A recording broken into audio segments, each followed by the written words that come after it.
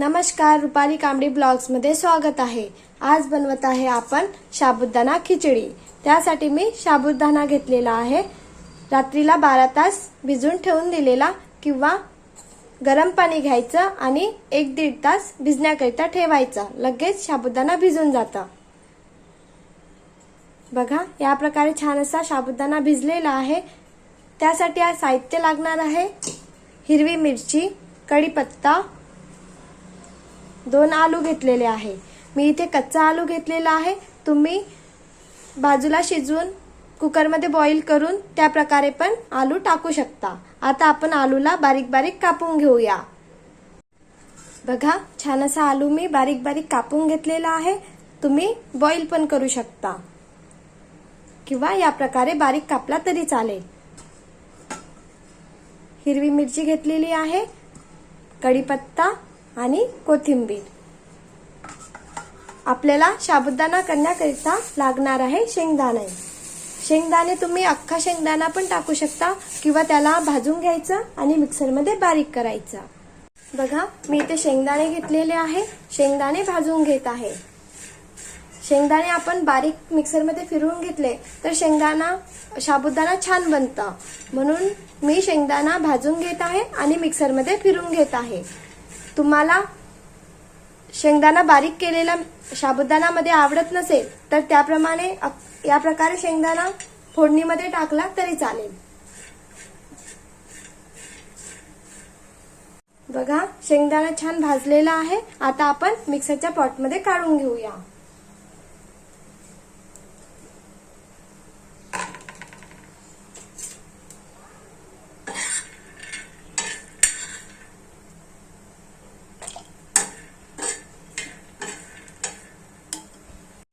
बघा, छान असा मी शेंगदाणे मिक्सर मध्ये दरदरीत बारीक करून घेतलेले आहे।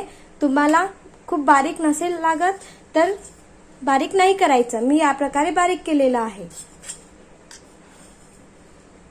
तुम्ही दरदरीत पण ठेवू शकता। कढईमध्ये तेल टाकूया। साबुदाणा खिचडी बनवण्याकरिता खूप जास्त तेल लागत नाही। तेल झाले की आपण यामध्ये जिरं सोडूया।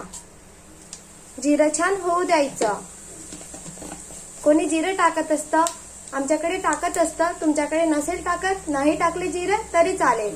जिरं छान झालेलं आहे। आता आपण मिरची कापून घेतलेली आहे बारीक, ती टाकूया।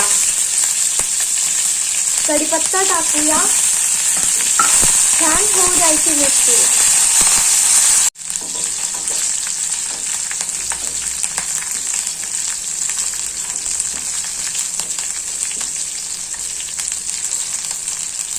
आलू टाकूया।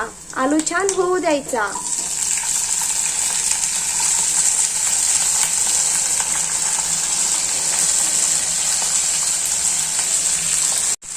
आलूला छान चव येण्याकरिता थोडेच मीठ टाकायचं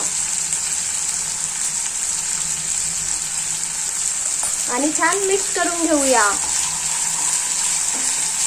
आता आपण आलू शिजू द्यायचा। बारीक बारीक कापायचा म्हणजे आलू लवकर शिजत असतं।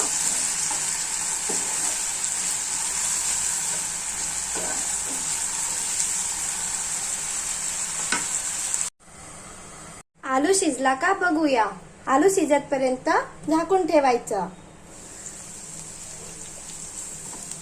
आलू शिजलेला आहे।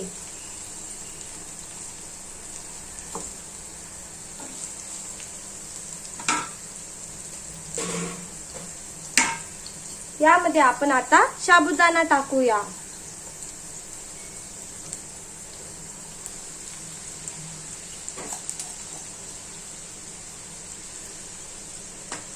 छान असं मिक्स करून घेऊया। थोडा साबुदाणा शिजू द्यायचा। नंतर आपण शेंगदाणे मिक्सर मध्ये फिरवून घेतलेले आहे ते टाकूया।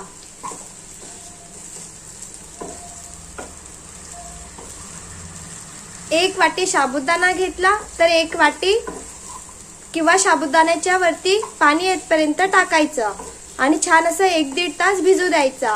नंतर पाणी काढून घ्यायचं। पोहा खाच्या चम्मचनी 5-6 चम्मच पाणी टाकायचं आणि 12 तास साबुदाणा भिजण्याकरिता ठेवायचा। छान असा साबुदाणा मोकळा होतो, गिलसर होत नाही।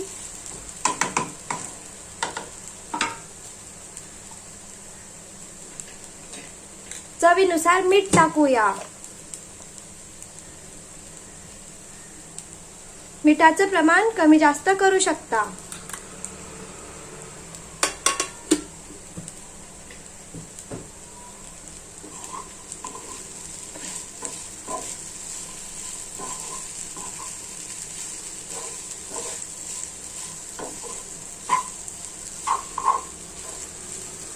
बघा, शेंगदाणे मिक्सरमध्ये फिरवून घेतलेले होते। आता आपण शेंगदाणा मिक्सरमध्ये फिरवलेला टाकूया। तुम्ही बंदा शेंगदाणा टाकायचा असेल टाकू शकता, किंवा तेल टाकत असतो आपण, सगळं आलू जिरं झाले, मिरची झाली की आपण शेंगदाणा टाकूया आणि नंतर साबुदाणा। शेंगदाणा पण छान होणार आणि शेंगदाणा पण छान तळून येणार। या प्रकारे आता शेंगदाणा बारीक करून घेतलेला होता तो मी टाकलेला आहे, मिक्स करून घ्यायचं।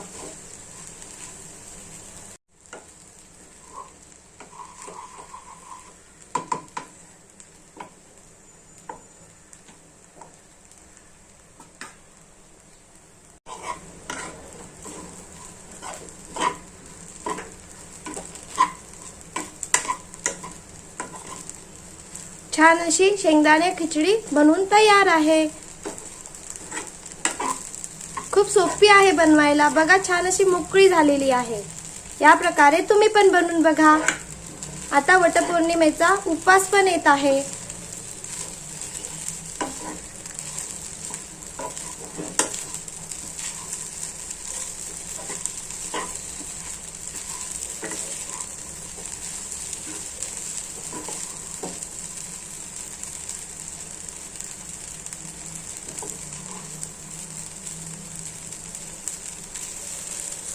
यामध्ये तुम्ही दही पण टाकू शकता किंवा निंबू पण। तर जेव्हा आपण, ज्यांना दही आवडत असेल दही टाकायचं, निंबू आवडत असेल तर निंबू। मी आता काहीच नाही टाकत आहे। जेव्हा आपण खाण्याकरता घेणार तेव्हा निंबू किंवा दही आपण बाजूला घेऊ शकतो।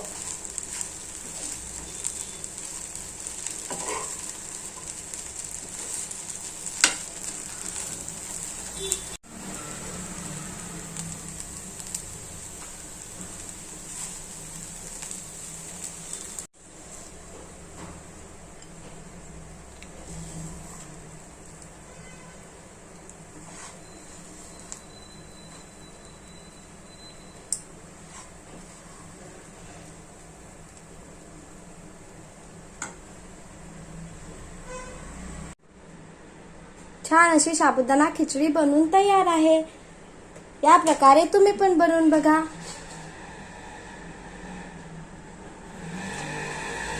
व्हिडिओ आवडला असेल तर प्लीज लाईक, शेअर, सबस्क्राईब। खूप सोपी आहे बनवायला।